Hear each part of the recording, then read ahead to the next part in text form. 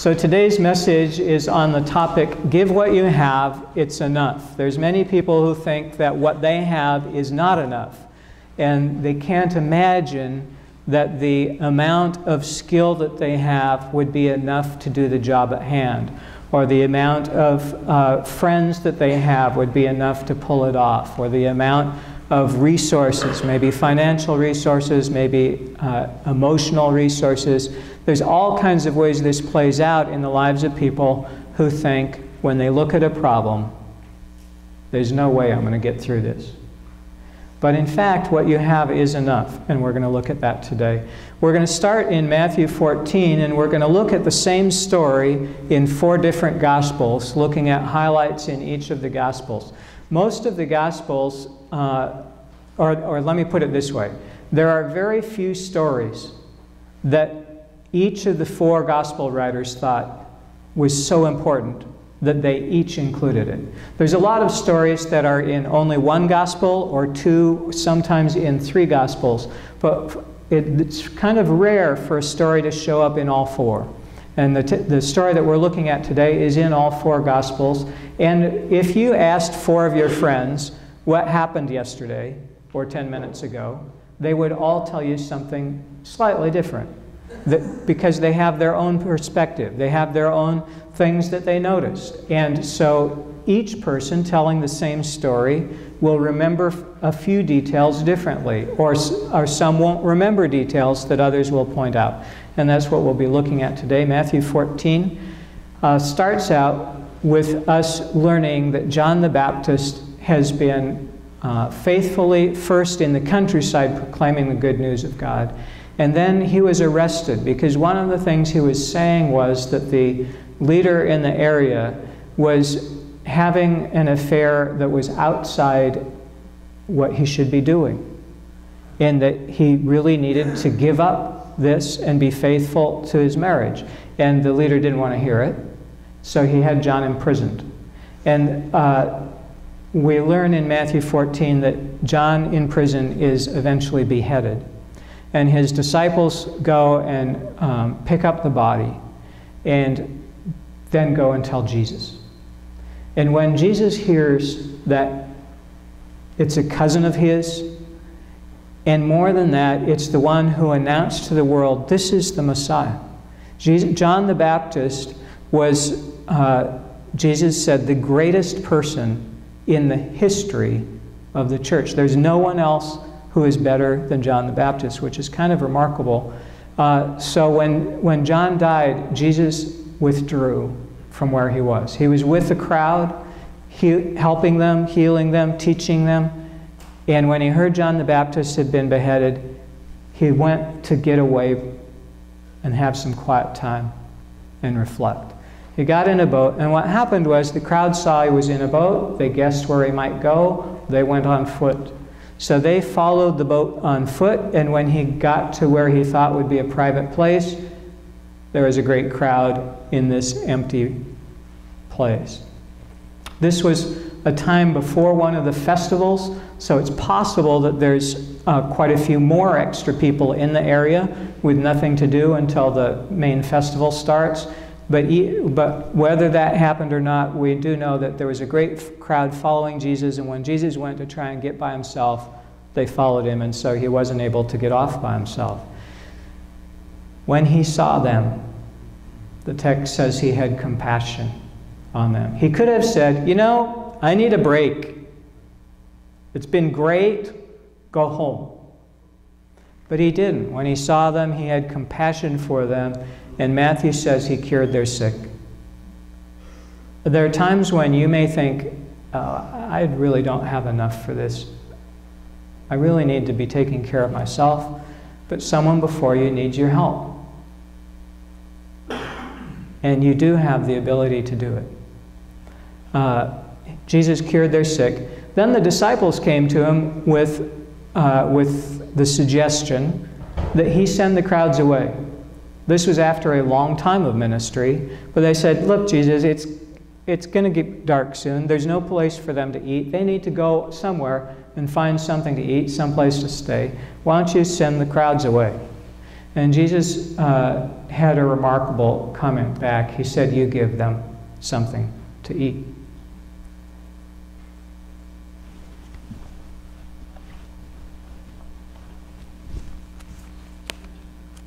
They looked in their wallets. They looked in their bread bags. They didn't have enough for themselves.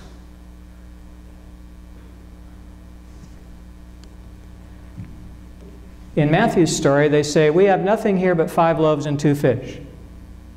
Between us, that's all we've got. 5 loaves, 2 fish." Jesus says, "Make the people sit down," and they fed more than 5,000 guys, plus the women, plus the children. We're going to look at the same story in Mark and see what things Mark remembers that Matthew didn't tell us.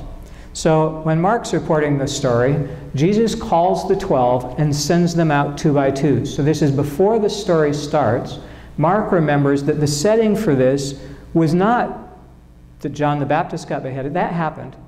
But in terms of the setting for this, what Mark thinks is more important is Jesus had sent the disciples out 2 by 2. He said, "I'm going to give you power to heal people and to cast out demons. Now you go and do it, and then come back and report to me how things went."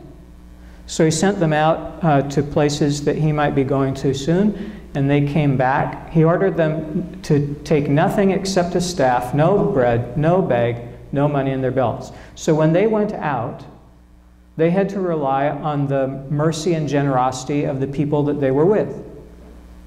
They healed people there, and then if no one fed them, they had no money, no bag, no bread. So they relied on the generosity of the people, and what really was going to happen, what they discovered was, when it looks like you don't have enough, God supplies.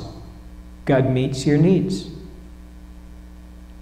One of the great things about living within your budget and giving a tithe is that you find with 90% of your income, it's enough, which many of us who spend beyond our means never get to discover, because the debt keeps racking up, and you never get to discover that God could have provided what you needed, but you didn't give God a chance. In this, Jesus forced them to go out with nothing so they could learn God is able to provide for you when you are out doing the work of God. So they came back from that, having gone out 2 by 2 with nothing. They ate the whole time they were gone. They healed people. They cast out demons. They came back. They proclaimed that all should repent. They came back. Verse 13, they cast out many demons and anointed with oil many who were sick and cured them. Then, we hear in Mark, the disciples of John the Baptist took his body and laid it in a tomb and came to report it to Jesus. But when Mark's telling this story, he says the apostles who came back told Jesus all that they had done and all that they had taught. And Jesus said, "Come away to a deserted place all by yourselves and rest a while." So in Mark's remembrance of this, it wasn't that Jesus needed a break because John the Baptist had been beheaded. It was that the disciples came back from doing a lot, and they needed some recuperation time. They needed a time of rest to get recharged. And so Jesus wanted to set up a kind of retreat for them. One of the things that I'm hoping you won't discover, but let me start this way. Temptation comes at any time, but Satan looks for opportune times. So you may be blissfully thinking, "Hey, I'm pretty good now. I've got this all settled." But Satan's looking for a time when you're weak, when you haven't eaten, when you haven't had enough sleep, and especially when you've just done something grand. Usually when people who are in ministry do something that's over the top, maybe it's a 3-day weekend, but something big, that's a time when they are most likely to come into temptation after something great. Because it's cost them a little bit to do that. And their battery is a little bit depleted. And they need some time to maybe take a nap or to get something to eat. And often people need a chance to recharge. That's what Jesus was trying to give his disciples. But when they got out of the boat, he saw the crowd and had compassion on them. So here's a couple things that Mark also remembers. He remembers the compassion, but when Jesus had compassion for the crowd, he put it this way. He said they were like sheep without a shepherd. There's not too many sheep in La Jolla that I've seen. And the ones that I have seen are in tight little pens, so you don't get this metaphor very easily.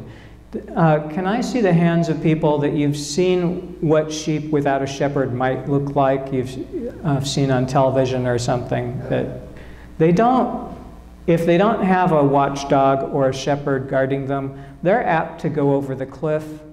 They're apt to go off to see what the wolf is doing today. They're apt to wander off 2 by 2 into an area. They're apt to eat things that will cause them to be sick. Sheep without a shepherd is not a good thing. Jesus looked out on this crowd and said, these people need some help. And what Mark remembers, different from Matthew, is a particular kind of help. He began to teach them many things. So Matthew, as he's remembering this, thought, man, all those healing miracles, that was over the top, that was awesome. Jesus healed lots of people. Mark, when he's remembering this, remembers, wow, all those stories Jesus told the crowd, that was just amazing. It was exactly what they needed to hear. The disciples came, said, send them away. Jesus said, you give them something to eat. They object. They say, there's no way. If we had 6 months' wages for a day laborer, it wouldn't be enough. We don't have it. We can't do it. How could we do it? And Jesus asks, how many loaves do you have? And then one more detail that Matthew didn't have. He says, go and see. Don't just guess. Go do a census. Find out. What have you got? Look it up. Go see. Luke. Third time we'll look at this story. Luke remembers almost no new details. Jesus spoke to them about the kingdom of God and healed those who needed to be cured. So Luke remembers what both Mark and Matthew independently report, that Jesus both taught and healed people. But there's not, if you parse it, I'm not giving you all the things. There's a lot more details that are really cool to tease out in this, but because of our time, I'm not going to cover all of them. But there's more if you want to look independently. But John has something that none of the other three have. So we're going to look at John. Andrew says to Jesus, there's a boy here who has 5 loaves and 2 fish. So Matthew says, Jesus says, what have you got? Mark remembers, Jesus told us to go out and look. When they went out and found out, what they found out was they had nothing. Right? All they've got is 5 loaves and 2 fish. So all of the disciples by themselves got out their wallets empty. Got out their feed bags empty. But Andrew sees a boy with 5 loaves and 2 fish.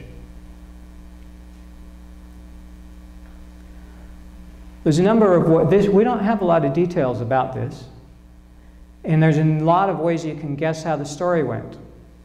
If you think Andrew was a thug, you might decide that Andrew decided to steal the boy's lunch.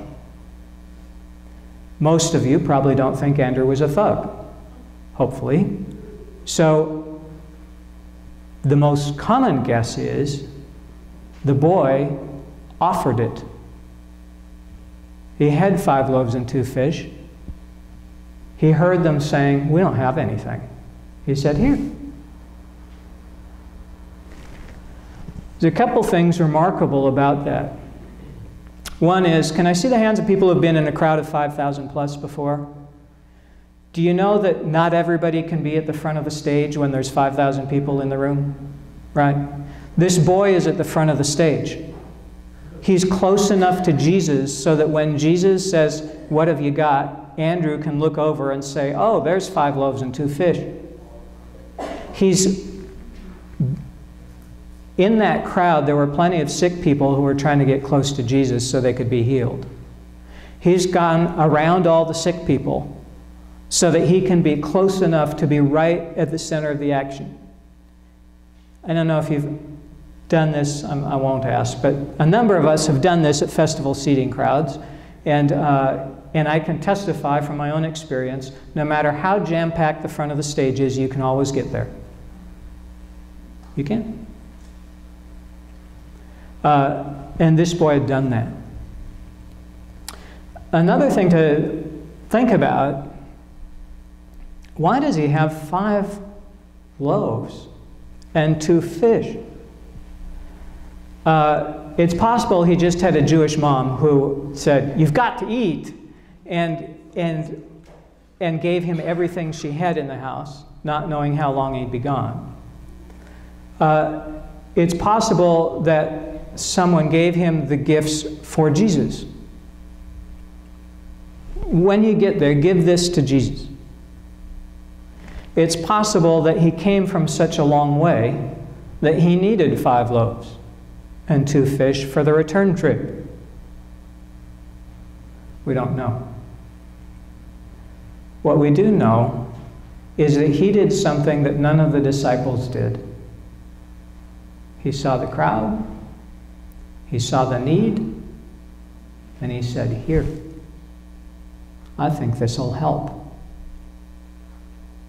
All the disciples said, "There's no way. There's not enough. Even if we had 6 months' wages, it wouldn't be enough." He said, "Hey, I've got a little bit. How about that?"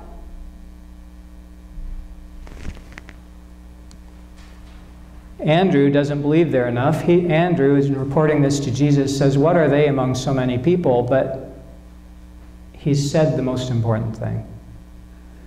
There's a boy here who's got 5 loaves and 2 fish, and he's willing to give it. He might have needed it for the return trip, but he's willing to give it. What I'm focusing on today, thinking about, meditating about, is these unsung heroes. We don't know the boy's name. There's only one of the gospel writers who thinks it's significant enough to even mention him. All 4 tell this story. Only one mentions that there was a boy who gave his lunch. The other gospel writers remember 5 loaves and 2 fish. They don't credit the source. But John remembers there's a boy, I don't know his name. We don't know what happened to this guy, if his life was like this all the time or this was just a one-time event. He looked into Jesus' eyes, saw something, was changed and transformed in that moment and gave what he had, but the rest of his life was as normal as could be. But maybe in that encounter it reflected who he was as a person. That this was the kind of person he was. What I do know is that he's the kind of person that is so helpful to the church and to the world, because it's because of people like this that the 5,000 get fed. Without that boy, the 5,000 wouldn't have gotten fed. At least in this way. Unsung heroes step onto the stage not so that they can be in the spotlight, but to do a task and to let God work through it, even though it may not be enough.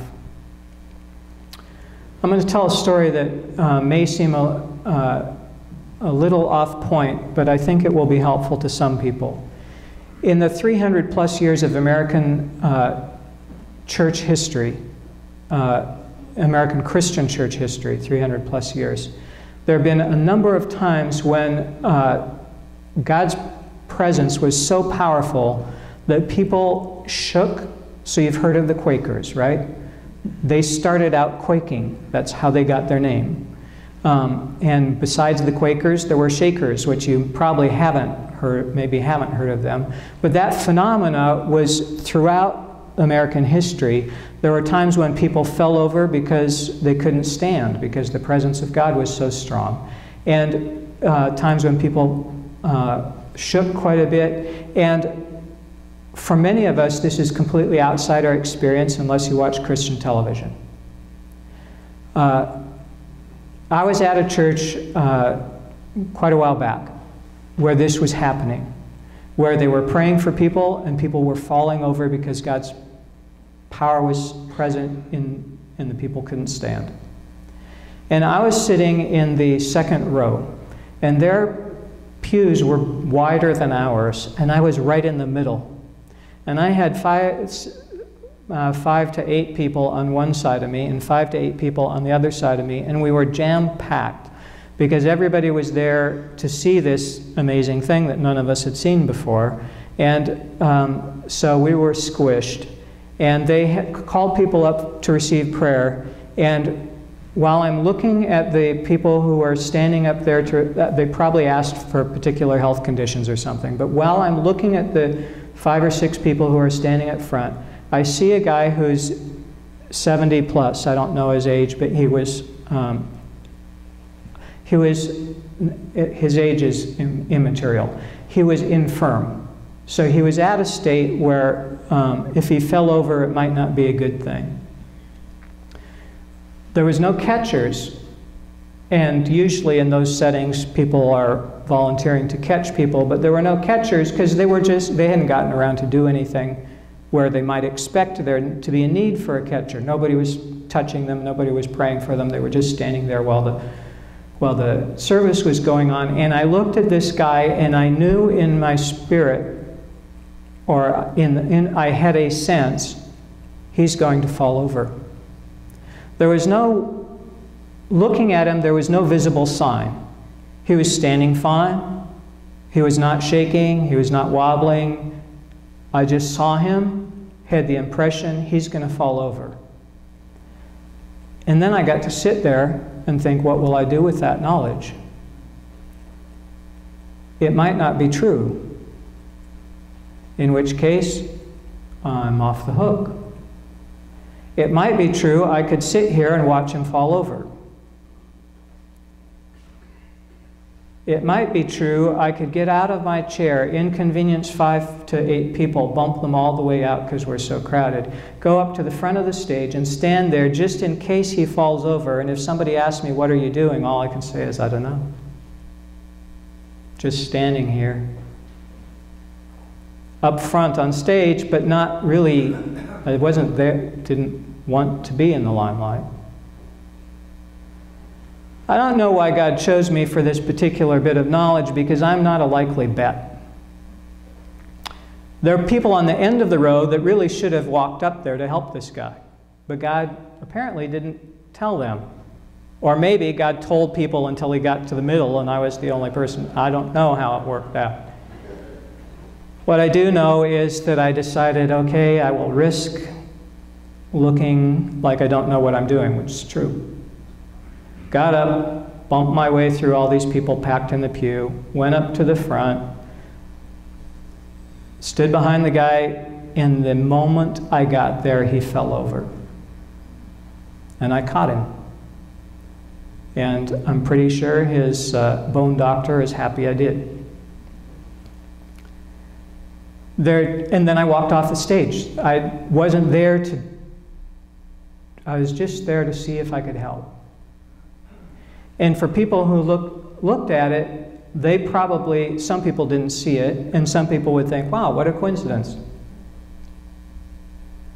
There are people who are doing things like that all the time, following what God has prompted them to do, not sure if it was God or not not sure if they're being foolish or not, or if they're going to make a fool of themselves or not, but willing to take a chance and then to walk off the stage. Like the boy, 5 loaves, 2 fish gone. 5,000 people fed, not one of them thanking him as far as we know, except maybe Andrew and some of the disciples. These unsung heroes do things that boys and girls, men and women, say, here, you can have what I've got. It's not enough compared with the need. But they aren't focused on the need, they're focused on Jesus. When you focus on the need, you will be overwhelmed. When you focus on Jesus, what you have is enough. It may look insufficient to everybody else, including Jesus' faithful disciples. It's enough.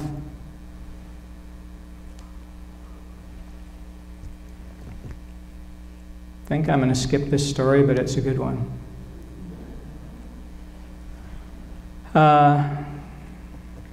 1 Samuel, Jonathan, one of the amazing heroes of the Bible, looks at an enemy camp, says to his armor bearer, we could do it. The 2 of us, thousands of people out there. 2 of us, we can take them. Let's go over to that whole garrison of these uncircumcised people. It may be that God will act for us, and if God does, there's nothing that can hinder the Lord from saving, whether by many or by few. We don't have to have enough resources. We can have just a little, and it's sufficient. Let's you and I. And here's the unsung hero part. His armor bearer could have said, are you out of your mind? His armor bearer said, do everything you're thinking about. Do everything that your mind inclines you to. I'm with you. As your mind. If you have an armor bearer, it'd be nice to have one like this. Yeah, we could do it. What we have, nobody else thinks it's enough. It's enough. What you have, it's enough. Don't look at the need. Look at Jesus. It's enough. It's enough. Give it to Jesus. Jesus says it's good to count the cost. And sometimes when you count the cost, you'll see it's going to take everything you've got. But it's good sometimes to count the cost and then have the reckless faith of this little boy. I don't know if I'm going to have enough food for when I go home, but I'm going to give what I have now. Reckless faith of the armor bearer whose name we don't know. I don't know if we'll make it. The entire enemy camp against 2 of us. But I'm going to go with you, Jonathan. You can have all I've got. There's a game some people play, and here's where we'll close.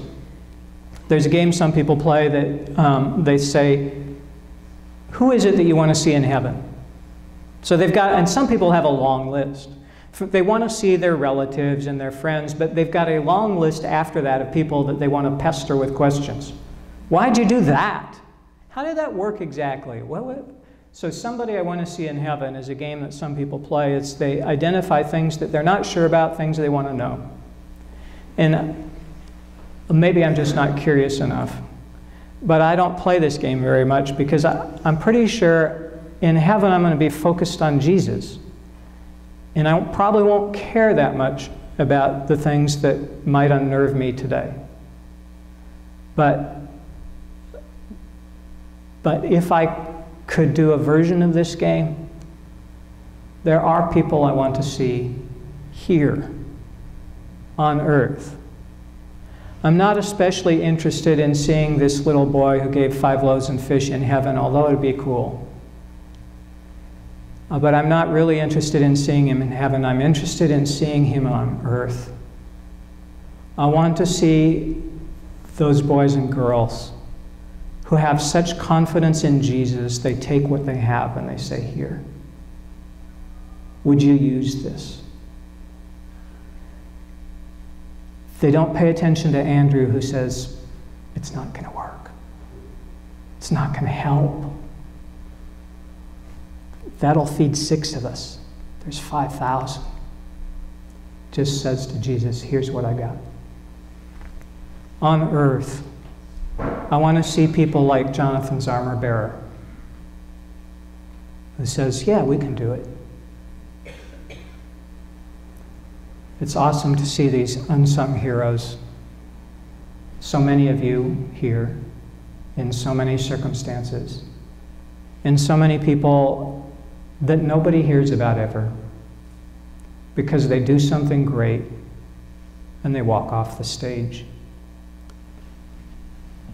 We're going to take a moment for prayer.